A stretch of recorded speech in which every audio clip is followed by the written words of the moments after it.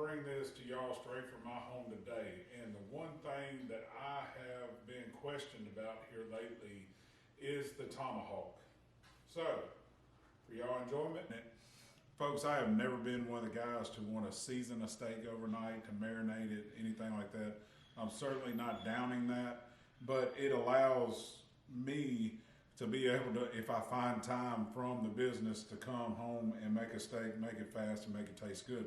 So I just kind of go through the steak and just make several pokes around it. I don't get too crazy with it. I just try to break down into it just as much as I can with y'all. So I just take a little salt and just kind of lightly salt in the meats. I'll do salt and then I'll do a little bit of pepper. Nothing real hard and heavy. Just enough to kind of get it on there and let it soak in while the steak is still nice and moist. And a lot of times I'll just kind of rub it in, especially on the pepper, because it'll lay over a little heavy. I'm going to be cooking on my personal big green egg. So what I'm going to show y'all is there's nothing real special that I do to it. I still use the old school, and I know some of you guys are going to go, man, why don't you have that new top? Why don't you have all this? Because, man, it's still good. So, but we do have these in stock and everything like that if you want to change that up. But like I said, I still do it the old school way when it comes to my big green egg. Now I do have where I can do several different things, but the one thing that I like when I'm doing a lot of the smoking and everything like that is my convectionator. So I will be using this throughout the segment. Another accessory that you can get that big green egg does not make is called grill grates. You snap these together. Grill grates are a wonderful thing when it comes to the big green egg. What this allows you to do is you can get that perfect sear on your steaks, but also too, it helps prevent a lot of the flame up, especially when you are cooking burgers, when you're cooking other things, bacon, pork, anything that's going to have a big flare up. These, they just sit right in there, just like that. They marry well with it. It's perfectly flat, even surface. Now, what grill grates do for you is these little ridges along here. What that does is that creates a lot of the ample heat going directly to your steak. So when you're wanting the perfect sear marks, you cannot go wrong with grill grates. It's a non-stick coating. Now, of course, I've used mine a lot, and I'm not the best in the world at taking them in there and cleaning them afterwards. But they're very easy to clean even when they do get pretty dirty.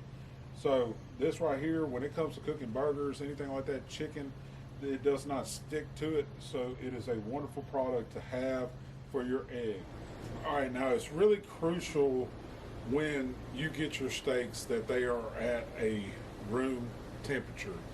A lot of times people want to take them straight out of the fridge. Like I said before, I'm not a big fan of marinating a steak overnight. That's myself, that's my personal opinion. Whatever y'all want to do, that's completely up to y'all. But you want that steak at a room temperature. What that is really going to help you out on is your cooking dynamics of that steak. It's going to help you with your fat. It's going to help you with that bone, because that bone being cold, everything like that. All those things are going to play a factor in a truly good tasting steak. I'm going to put them on there. I'm going to leave these steaks on there because they are very thick. And I'm actually going to leave them on today for an hour and a half.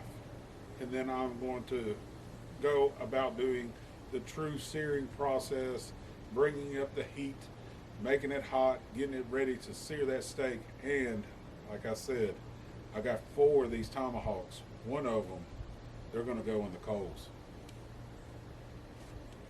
All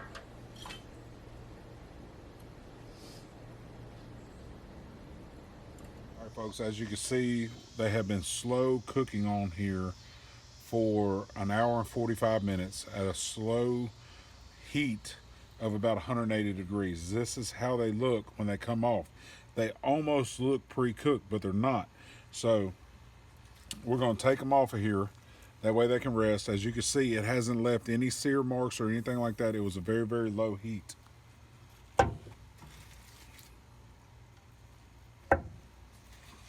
Look inside there. This is what we've had after we have sat there and just done a slow cook about it. I am not bashful in no way, shape, or form to bring them coals in, bring them up. Let's get that heat going. It's not going to take us long to get this grill back up to where it needs to be. And let's get this joker up to 750 to 800 degrees. Now, a lot of times people will want to leave their grill top open, thinking that it will channel more of that heat. But I'm here to let y'all know, folks, when you're actually doing this, if you would to channel that heat up, a lot of times just pulling your topper off and letting it just bring that smoke up, that's all you need. Alright guys, so we are at kind of like our finale deal. I'm about to take my grate off real quick. I got everything moved out of the way, and we're about to throw this Tomahawk onto the coals. It's hot. We're sitting up at about 700 degrees. Here we go. It's cooking.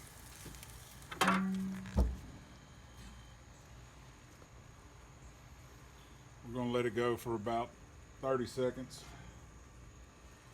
and then we'll flip it over to the other side. All right, time to flip it. Caveman style.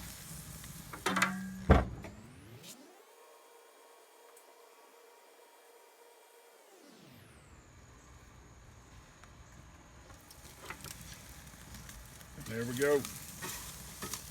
That is your caveman steak.